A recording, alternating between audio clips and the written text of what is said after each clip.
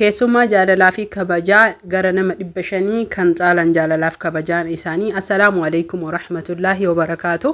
Qophii iidaaf keessummaa qabaa mana kiyyatti affeerraa keessummaa namoota gaggaarii kakkabajamoo fi qaqqaalii hedduudha. Namootiin qophii kana jaalattan amantiif kutaan osoo waliin qoodiin ashamaa isiniin jedhaa ittiin bohaaruun akkasuma mootuyyuu laayik sheer gochuun viidiyoo kana hanga dhumaatitti yoo ilaaltan waan hedduu irraa gammaddanii ittiin bohaartan.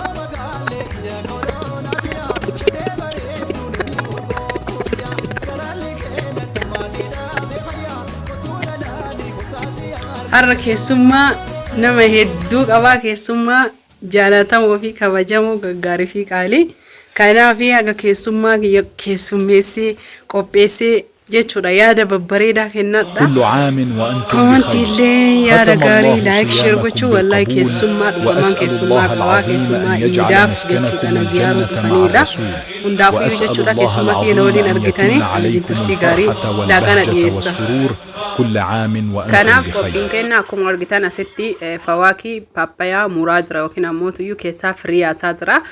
Keessummoonni kunniin warra harkaamuun mucucaatu keessummaa wallaayee jechuudha baay'ee galateeffadhuu fi hajaa takka malee yookiin ammoo tuyyuu si bira dhufanii si dubbisuu qofaaf baay'ee gammadan akkasuma si gammachiisanidha.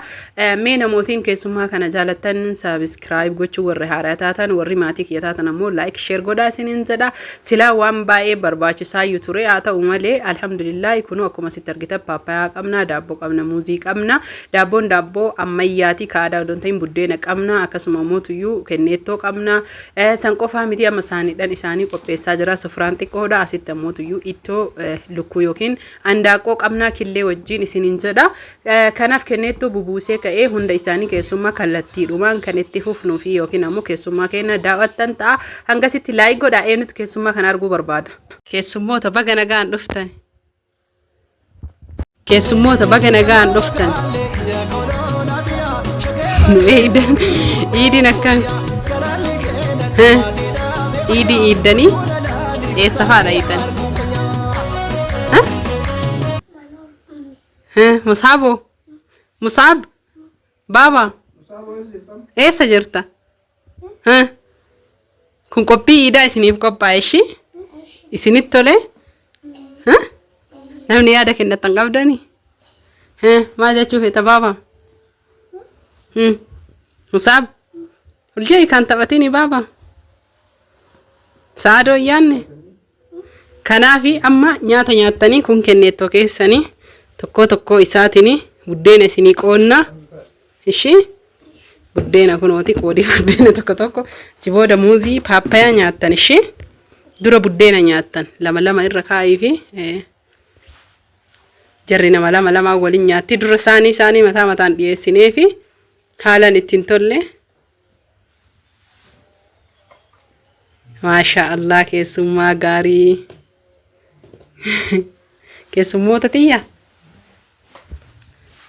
akkasii waxii itti baasii fi daabbolleen hin jiraa nyaachuu feetanii waxiin dhaba killee takka takka hojjee.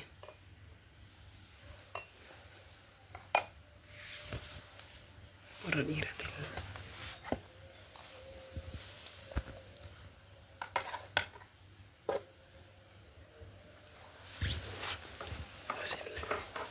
Asli lukkuu wajjin baase. Gudduma baase.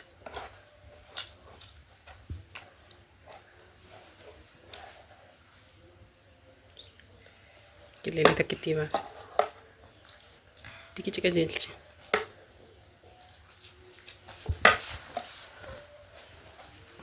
Akka kottuta. Kottuta. Bismillah jettanii? Ayyee bismillah jedhaatii nyaadha. Daabbolleen hin jira.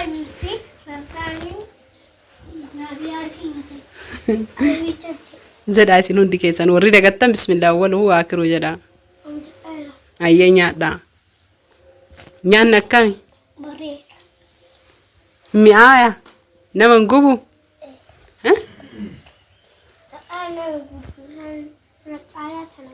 Tana wayyaame bareeda bakka irratti kenneettoo keessan dhugaa nyaadhaa kaa'ati waan baay'eetu jira wanni nyaattan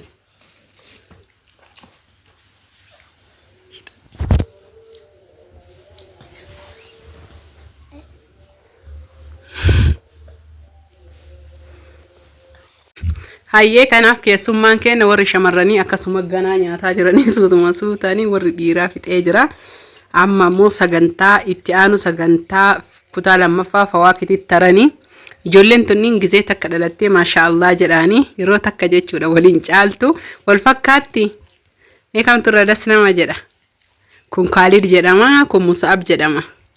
Kanaafi lachuuyyuu qaalii fi gaarii keessummoota warra dhiiraati rabbiin argitanii Khalid illee akka Khalid ibn Walid yaa godhu Musa'ab illee akkuma ashaaba Musa'ab yaa godhu hunda isaaniitu rabbi sadarkaa isaanii walaa fuudhu du'aayii godha maashaallah jedha isiniin jedha. Asitti ammoo shamarreen tunniin lamaan baay'ee babbareeddi turammoo haadha chaanaala Razaan Orooti turammoo nabuudha. Kanaafi jarri lamaan ganaa nyaatanii fixanii sagantaa itti aanu kutaa lammaffaaf sadaffaa paappayaa muuzii buna kenneet tuyyuun tarree isiniin jedha. Dubarri laala shamarran akka laaftuu taate daabboon hin tuqamne akkasumas jiranii asumaan ammoo tuyyuu obboleettii xiyya qashtii ijoolleetii yeroo biyya arabaa jiru naa guddifte hedduu jaaladha isiidha Hamzuudha. Hamzuu maal jetta?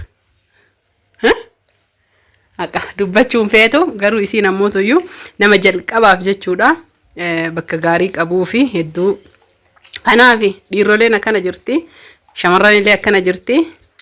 Nabu si jaaladha sillee maama si jaaladha namni tokkichi namni si jaaladha namaan jedhu hin jiru. Barri gadaan gadaa jaalalaatii miti isiniin jedha. Haa ta'u garuu jarri sitti dhufuun jechuudha maashaallah tabaarakallah sharrii takka malee kabajaa fi uummanni ammoo asitti sooftiin afaan haqataa jiranii akka isin argitan kanatti. Ama paartii sadaffattarraa paartii muuziiti isiniin jedha warroota dhiiraati kunniin maashaallah isiniin jenne shamarran ammoo nyaataniitu hin finne bil'aafiya jedheenii jira. Inni kajaraati iida yeroo isinit dhuftu isinit dhufuu qofaaf gammaddi malee wallaahi laaziim jarri maashaallah tabaarakallah maaliif akka isinit dhufan hin beekani.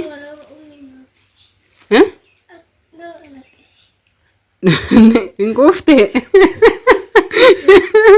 uummanni gariin quufee jira didee muuzii isiniin jedha. Kanaafi maashaallah jedha koomantii jala yaada babbareedaa kunoo haala kanaan keessummaan kiyya keessummaan iidotii isaan kanneen keessummaa jaalatamuuf kabajamu amma immoo hojii isaanii geessanii gara imala yookiin gara dawaama shuqulaa deemaa jiranii. Nagaatti deema yaa bakka harka dhiqadhaa harkaa fi afaan keessan askee muuzii booda nyaataa quufte. Daalachi kunillee muuzii quufee jira nagaatti deema baay'een jettanii ijoollee.